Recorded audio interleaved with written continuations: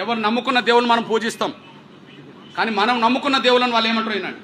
అని చెప్పి బ్రాహ్మణులు మంత్రమాధీనంలో ఉంటుంది, మంత్రం బ్రాహ్మణాధీనంలో ఉంటుంది అని చెప్పి బ్రాహ్మణ కాళ్ళు కడిగి నీళ్లు చల్లుకున్న వ్యక్తి శ్రీకృష్ణుడు.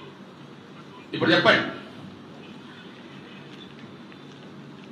మనం పూజించే దేవుళ్ళను హిందువులుగా అన్ని వర్గాల వాళ్ళు పూజిస్తారు కదా శ్రీకృష్ణుడిని, కానీ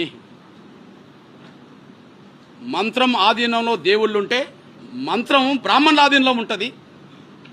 కాబట్టి మంత్రం ఆధీనంలో దేవుళ్ళు ఉంటారంట, కానీ మంత్రమే బ్రాహ్మణుల ఆధీనంలో ఉంటుందంట. కాబట్టి శ్రీకృష్ణుడే మా కాళ్ళు కడిగిన నీళ్లను నెత్తిన పోసుకున్నాడనే మాట బ్రాహ్మణులు అంటే వాళ్ళ అహంకారం ఏ స్థాయికి ఎదిగిందో చూడండి. వాళ్ళ అహంకారం ఏ స్థాయికి ఎదిగిందో చూడండి.